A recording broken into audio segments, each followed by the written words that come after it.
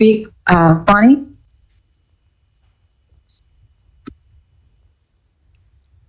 Thank you. For those that don't know me, my name is Bonnie Delaney. I'm the CEO of the Kelso-Longview Chamber of Commerce, and I'm here to talk about sQuatch. I was disappointed for the recommendation not to fund sQuatch through LTAC dollars for the 2026.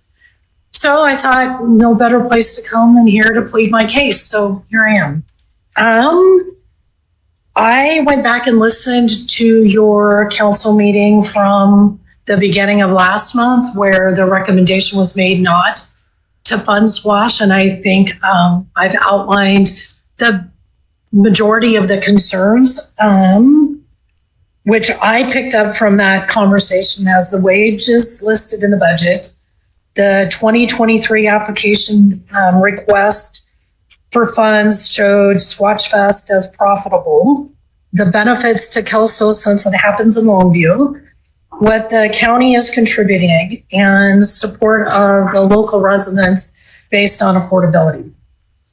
So the wages and the budget with the wages included. My background's all private industry. In private industry, we always put wages in budgets. It's by event. It's part of the standard. So when I came to the chamber, that was one of the first things I did is started cleaning up the financials and noticed that none of the events had wages associated with them. So that's the reason why those were added in there. Again, just correcting really from a private sector standpoint, which would be considered not clean accounting. I questioned from a grant process standpoint, I questioned if wages were allowed to be a part of that budgeting process. In a lot of grants, wages aren't available to be included, but the city of Kelso used wages for the Highlander Festival, and that's where I got that from. So there's a wage entry in that. So anyway, that's the example that I had followed.